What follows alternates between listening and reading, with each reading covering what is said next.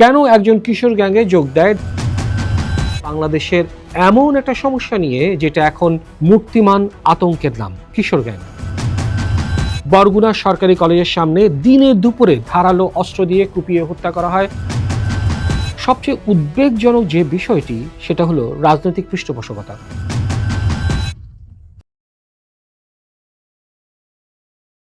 আসসালামু আলাইকুম, আমি শাহরিয়ার আহমেদ আর আপনারা দেখছেন মেকিং সেন্স উইথ শাহরিয়ার।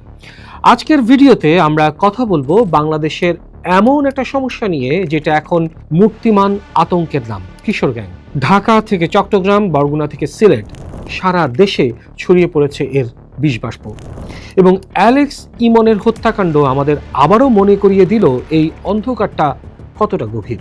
ঘটনার দিনটা ছিল রোববার 2026 সালের 12 এপ্রিল। মোহাম্মদপুরের বুদ্ধিজীবী স্মৃতিসৌধের কাছে রায়ের বাজার বেরিবাদ রোড। বিকেল 4:30টায় দুটি প্রতিদ্বন্দ্বী কিশোর গ্যাংয়ের মধ্যে তুমুল সংঘর্ষ শুরু হয়। একদিকে অ্যালেক্স গ্রুপ, অন্যদিকে আরমান শাহরুখ গ্রুপ। দুটি গ্রুপই রায়ের বাজার এলাকায় চাঁদাবাজি, মাদক ব্যবসা এবং অন্যান্য অপরাধমূলক কর্মকাণ্ডের সাথে জড়িত ছিল বহুদিন ধরে। তাদের এলাকাগুলো ছিল একে অপরের পাশাপাশি, আর এই নৈকট্যই জন্ম দিয়েছিল বারবার সংঘাতের। সিসিটিভি ফুটেজে দেখা যাচ্ছে ইমনকে তাড়া করা হচ্ছে, সে মাটিতে পড়ে যাচ্ছে, তারপর তাকে চারদিকে ঘিরে ধরে আক্রমণ করা হচ্ছে। ধারালো অস্ত্রের আঘাতে গুরুতর জখম করে তাকে শহীদ সরওয়ার্দী মেডিকেল কলেজ হাসপাতালে নেওয়া হয়, কিন্তু ডাক্তাররা তাকে মৃত ঘোষণা করেন। পুলিশ দ্রুত পদক্ষেপ নেয়। ঘটনাস্থল থেকে 3 জনকে গ্রেফতার করা হয়।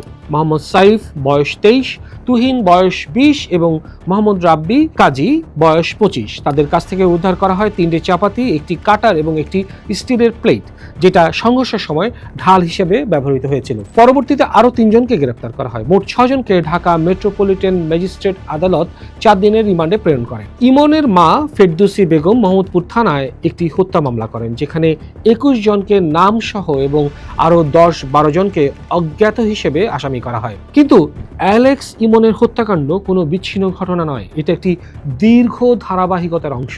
2017 সালের 6 জানুয়ারি ঢাকার উত্তরা সেক্টর 13 রোড নাম্বার 17-র একটি মাঠ। নবম শ্রেণীর ছাত্র আদনান কবিরকে পিটিয়ে ও ছুরিকাঘাত করে হত্যা করা হয়। মাত্র 14 বছর বয়সী এই কিশোর ছিল ট্রাস্ট স্কুলের ছাত্র। তদন্তে বেরিয়ে আসে আদনান ছিল 9 স্টার নামক একটি কিশোর গ্যাংয়ের সদস্য। তাকে হত্যা করে প্রতিদ্বন্দ্বী ডিস্কো বয়েজ গ্যাং।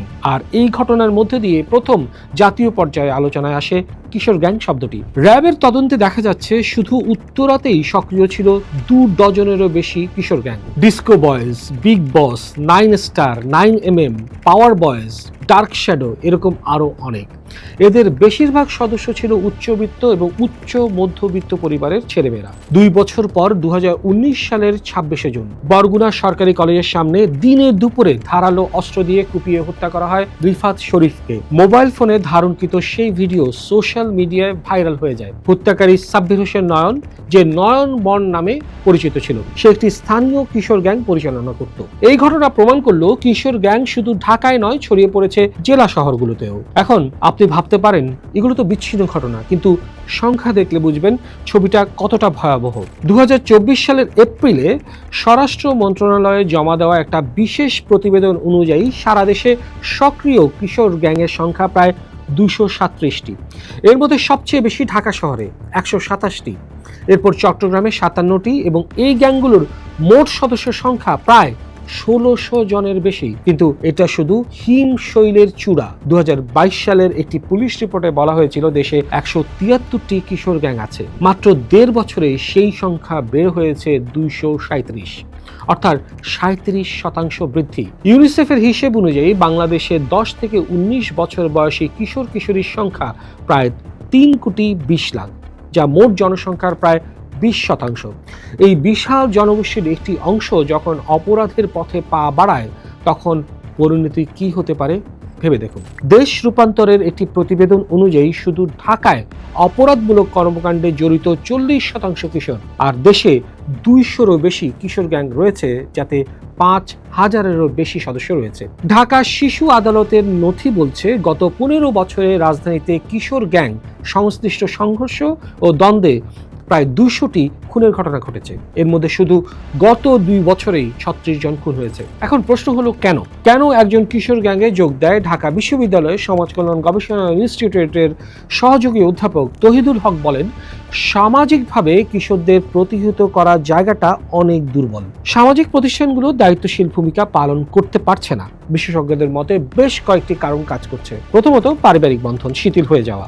বাবা মা দুজনেই কর্মব্যস্ত থাকায় সন্তানদের সময় দেওয়া হয় না। দ্বিতীয়ত, একান্নবর্তী পরিবার ভেঙে একক পরিবারে পরিণত হয় কিশোররা পারিবারিক অনুশাসন থেকে বঞ্চিত হচ্ছে। তৃতীয়ত, সোশ্যাল মিডিয়ার প্রভাব। টিকটক, লাইকির মতো অ্যাপ গ্যাং কালচারকে মহিমান্বিত করেছে। তারপর রয়েছে তারকা খ্যাতি, হিরোইজম, ক্ষমতার লোভ। এগুলো কিশোরদের আকৃষ্ট করছে। কিন্তু সবচেয়ে উদ্বেগজনক যে বিষয়টি, সেটা হলো রাজনৈতিক পৃষ্ঠপোষকতা। প্রথম আলোর একটি অনুসন্ধানী প্রতিবেদন অনুযায়ী ঢাকার 2 সিটি কর্পোরেশনে কমপক্ষে 21 জন কাউন্সিলর এই কিশোর গ্যাংয়ের আশ্রয় প্রশ্রয় দিচ্ছেন। পুলিশের রিপোর্টও এই তথ্য উঠে এসেছে। এই স্থানীয় কাউন্সিলররা এবং এই কাউন্সিলর ও স্থানীয় রাজনৈতিক নেতারা বড় ভাই হিসেবে পরিচিত। তারা কিশোরদের ব্যবহার করেন চাঁদাবাজি, ভূমি দখল, এমনকি রাজনৈতিক সন্ত্রাসের কাজে। বিনিময়ে কিশোরদের দেওয়া হয় সুরক্ষা, ক্ষমতার স্বাদ আর আইনের হাত থেকে রেহাই। চট্টগ্রামে পুলিশের তথ্য অনুযায়ী 5 জন সিটি কাউন্সিলর সহ অন্তত 64 জন বড় ভাই এই গ্যাংগুলোকে পৃষ্ঠপোষকতা করে থাকেন। তারা শহরের 45টি প্রধান পয়েন্ট নিয়ন্ত্রণ করেন। আইন কি বলে? বাংলাদেশের শিশু আইন 2013 অনুযায়ী 18 বছরের নিচে যে কেউ শিশু হিসেবে বিবেচিত হবে। অর্থাৎ তারা যত বড় অপরাধী করুক, তাদের সাধারণ কারাগারে পাঠানো যাবে না, পাঠাতে হবে কিশোর উন্নয়ন কেন্দ্রে। বাংলাদেশে এই ধরনের কেন্দ্র রয়েছে মাত্র 3টি। গাজীপুরের টঙ্গীতে বালকদের জন্য একটি, যশোরের ফুলের হাটে বালকদের জন্য আরেকটি এবং গাজীপুরের কোনাবাড়িতে বালিকাদের জন্য একটি। এই 3 কেন্দ্রে মোট ধারণ ক্ষমতা মাত্র 600 জন। কিন্তু বাস্তবতা কি? সংসদীয় কমিটির 2022 সালের প্রতিবেদনে উঠে এসেছে এই কেন্দ্রগুলোতে ধারণ ক্ষমতার কয়েক গুণ বেশি শিশু থাকে। অব্যবস্থাপনা, অনিয়ম ও সুযোগ সুবিধার অভাব সব মিলিয়ে এগুলো সংশোধনাগার না হয়ে উঠেছে অপরাধ শেখার স্কুল। আরেকটি সমস্যা হলো নামে। কিশোর গ্যাং হলেও এসব অপরাধী চক্রের বেশিরভাগ সদস্য এখন আর কিশোর নয়, তারা 18 বছর বয়সেরও বেশি। কিন্তু তারা জানে আইনের ফাঁক ফোকর ব্যবহার করে কিভাবে পার পেয়ে যেতে হয়। অ্যালেক্স ইমনের ক্ষেত্রেও তাই দেখা গেছে। তার বিরুদ্ধে 18টি মামলা ছিল, হত্যা, ছিনতাই, সবকিছু। কিন্তু সে ধরাছোঁয়ার বাইরে ছিল। র্যাবের মহাপরিচালককে যখন জিজ্ঞেস করা হলো এতগুলো মামলার আসামি কিভাবে গ্রেপ্তার হয়নি, তিনি বলেন, এই প্রশ্নের উত্তর আমি দেব না। 18টি মামলা আছে কারণ সে গ্রেপ্তার হয়েছিল। তাহলে প্রশ্ন হলো, এই অন্ধকারের শেষ কোথায়? অপরাধ বিশেষজ্ঞ তহিদুল হক বলেন, যারা গ্যাং তৈরি করেছে অথবা করছে এবং পৃষ্ঠপোষকতা দিচ্ছে, তারা আইনের ধরাছোঁয়ার বাইরে রয়ে যাচ্ছে। রাজনৈতিক শক্তি ও পরিচয় ব্যবহারকারীদের বিরুদ্ধে আইনের কঠোর প্রয়োগ ছাড়া এই সমস্যার সমাধান হবে না। এটা শুধু আইন শৃঙ্খলার সমস্যা নয়, এটা একটা সামাজিক সংকট। যখন একটা সমাজে পরিবার ভাঙে, মূল্যবোধ ক্ষয় হয়, শিক্ষা ব্যবস্থা দুর্বল হয় এবং রাজনীতি অপরাধকে পৃষ্ঠপোষকতা করে, তখন কিশোররা হারিয়ে যায়। প্রতিটি অ্যালেক্স ইমনের পেছনে আছে একটা ভাঙা পরিবার, একটা ব্যর্থ শিক্ষা ব্যবস্থা, একজন বড় ভাই যে তাকে অস্ত্র তুলে দিয়েছে এবং একটা রাষ্ট্র ব্যবস্থা যা তাকে সময় মতো থামাতে পারেনি। এবং আজ যে কিশোর অ্যালেক্স ইমনকে হত্যা করেছে, কাল সেও হয়তো একই পথে হাঁটবে। এই চক্র ভাঙতে হলে সমাজ, পরিবার, রাষ্ট্র সবাইকে এগিয়ে আসতে হবে। এই ভিডিওটি আপনার ভালো লাগলে লাইক করুন, শেয়ার করুন, আপনার পরিচিতদের সাথে, বিশেষ করে যাদের বাড়িতে কিশোর সন্তান রয়েছে তাদের সাথে শেয়ার করুন। কারণ সচেতনতাই এই অন্ধকারের বিরুদ্ধে প্রথম লড়াই। আমাদের এই ইউটিউব চ্যানেলটি সাবস্ক্রাইব করুন আর ফেসবুক পেজটি ফলো করুন। ততদিন পর্যন্ত নিরাপদে থাকুন, সুস্থ থাকুন। দেখা হবে আগামী ভিডিওতে। কিপ মেকিং সেন্স উইথ শেয়ারিয়া। ধন্যবাদ সবাইকে।